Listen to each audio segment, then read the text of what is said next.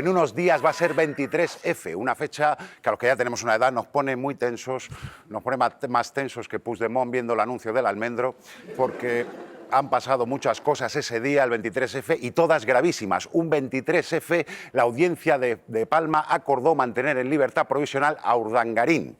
Un 23F, expulsaron a Garzón de la carrera judicial. Un 23F, a Penélope Cruz le dieron un Oscar. Cuidado.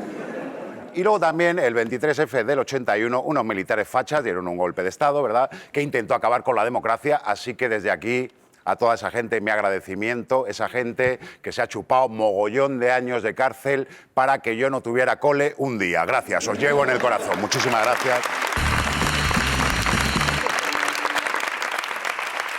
Bueno, era 1981, España sufría una fuerte crisis económica, padecía los ataques de ETA y lloraba porque Francisco ganaba el Festival de la OTI.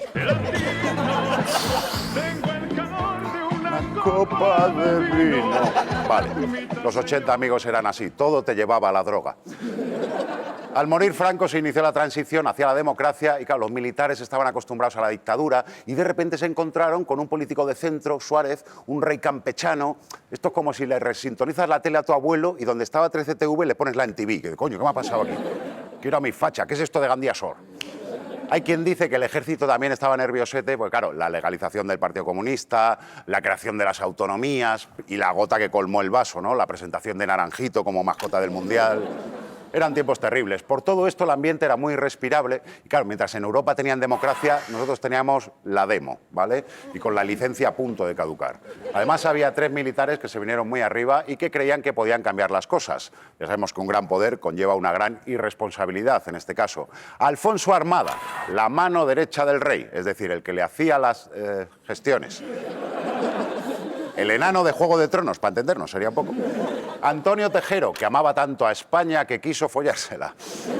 Y Milans del Bosch, que creía que Franco era inmortal y no aceptó verlo convertido ya en Mojama.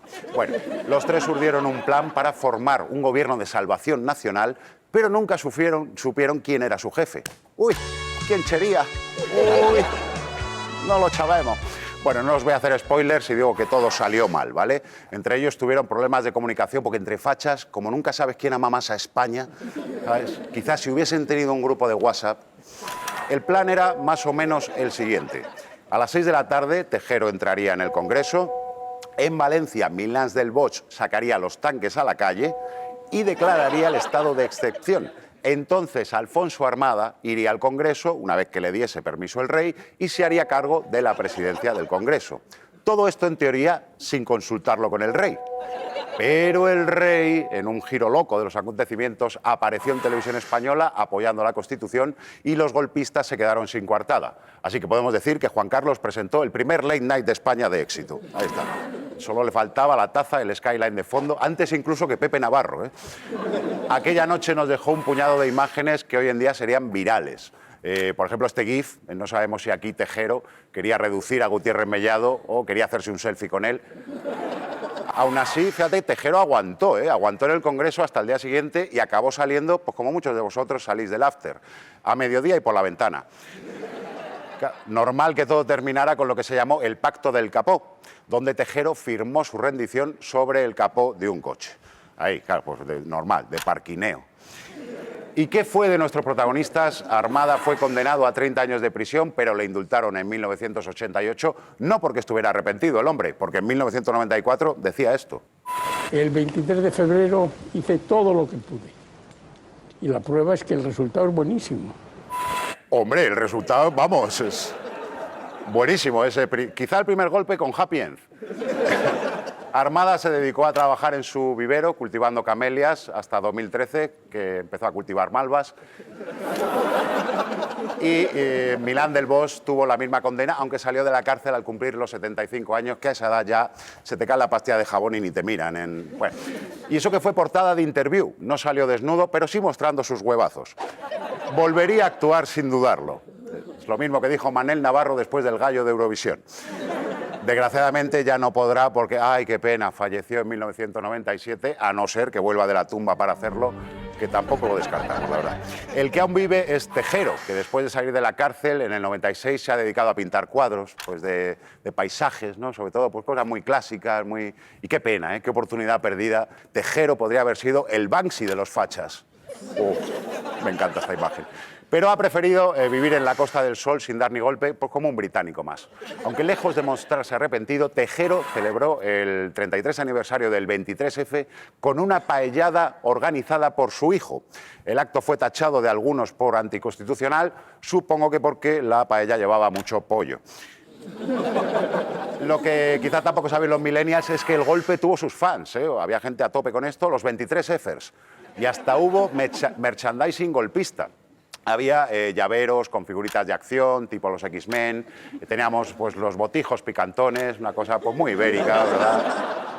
Incluso tuvo su propia banda sonora. Allí estaba Tejero, guarda un pitote, con su tricornio negro, su traje verde, con su bigote, se subió a la cadena. Sí, en los 80 se llevaban mucho las canciones sobre delincuentes y si el Vaquilla tuvo los temas de los chichos, pues coño, Tejero tuvo los tanguillos del golpe. Esta cassette tuvo mucho éxito en los 80 porque no todo era glamour en los 80, no todo fue la movida, había grupos cutres también, estaban los Inhumanos, Dinamita para los pollos, los Grapos.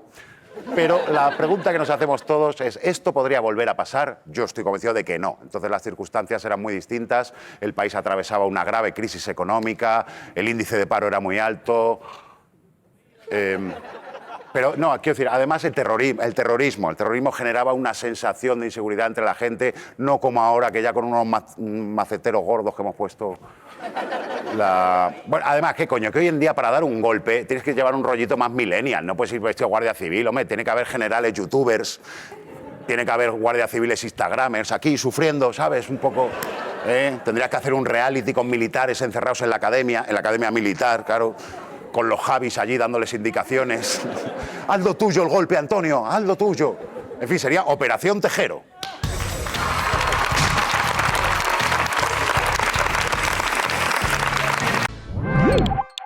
En Cero, de Movistar Plus.